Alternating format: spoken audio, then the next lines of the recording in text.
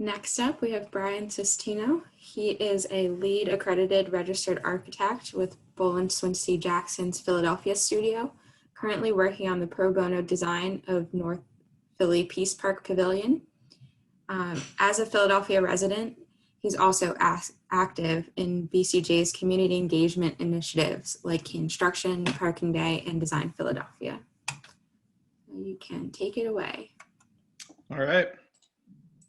Hello, everyone. As Clarissa said, my name is Bryan Sistino, and I'm an architect with Bolin Swinsky Jackson here in Philadelphia.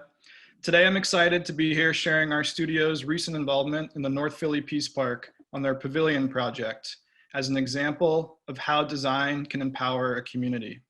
For those of you who don't know, the Peace Park is a charitable community eco-campus in Sharswood, founded in 2012 by an inspiring group of socially engaged residents to meet the pressing needs of their underserved community through free educational, entrepreneurial, and community-focused initiatives.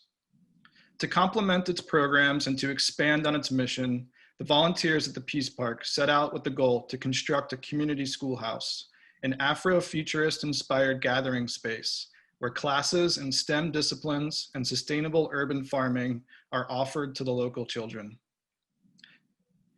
In fact, some of you may recall that they were right here at Fast Forward in 2017 when founder Tommy Joshua, along with artist designer Nyasha Felder, passionately introduced this idea, their idea for what's next Philly, and questioned, can design empower a community? Tommy described the problems facing his neighborhood. Once an economically thriving, predominantly Black neighborhood, Sharswood has suffered decades of economic inequality, displacement, and the looming threat of gentrification. The streets are lined with abandoned lots. Over half of the residents live in poverty with little to no access and fresh food.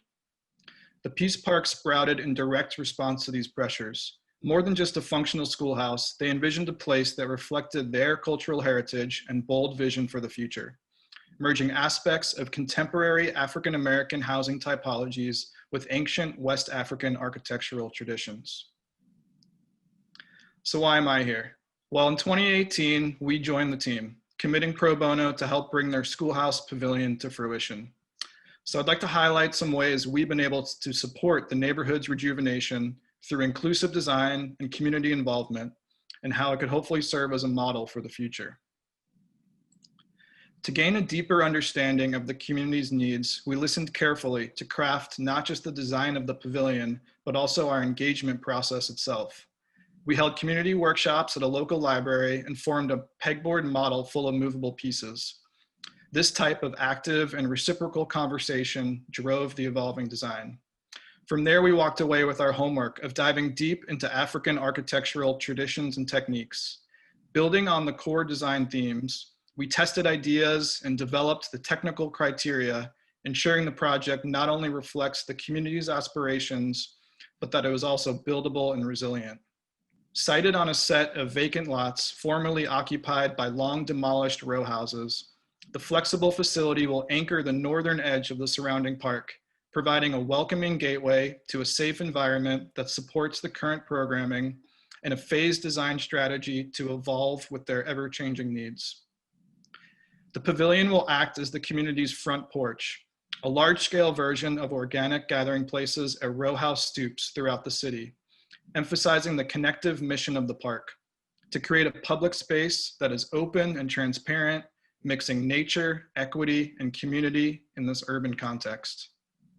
The semi-enclosed, flexible interior will morph to accommodate the park's various programs and classes, with a large main area that includes movable partitions for smaller, intimate workshops. A community kitchen and composting toilet provide much needed support space, reflecting their commitment to sustainability and food justice. The polychromatic, time-inspired play of light through the slatted roof, constantly changing throughout the day, paired with the interior's warm wood textures and direct connections to the garden beyond, aim to provide a regenerative place in which to reconnect with nature and each other. Targeting net zero energy, the off-the-grid pavilion will be a demonstration tool to teach the community about environmentalism, putting many sustainability strategies on display, such as employing a rooftop solar panel system, converting energy to power the pavilion and the surrounding park. Understanding that the project would require multiple rounds of fundraising and to be constructed in phases, the design utilizes a modular kit of parts of regularly available materials, like common dimensional lumber and plywood sheet goods as the fundamental building blocks, creating an elevated design while lowering material costs. This straightforward yet layered approach will build on another partnership, a collaboration with Youth Build Philadelphia, a nonprofit charter school that provides education and job skills training to unemployed young adults. Together with neighborhood residents, the construction of the pavilion is intended to be as rewarding as it is instructional. The resulting design blends the residential language of Sharswood with this unique Afrofuturist sensibility. But reinventing a place using conventional materials in unconventional ways, tuned to the site circumstances and the people's needs, we believe is an approach that could be repeatable on other vacant lots in the city and beyond. At the Peace Park, these strategies are integrated to promote a thriving community hub supporting health and wellness, connecting sustainability with food justice and social progress. Inclusive, equitable, and interdisciplinary, the pavilion acts as a physical manifestation of this design process. When Tommy, Lee, and Nyasha questioned, can design empower a community?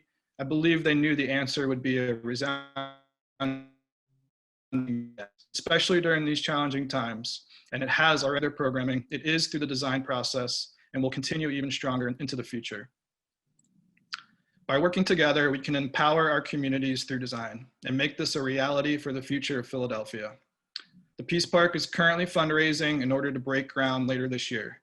To learn more, please visit our website, and to donate, go to phillypeacepark.org. Thank you.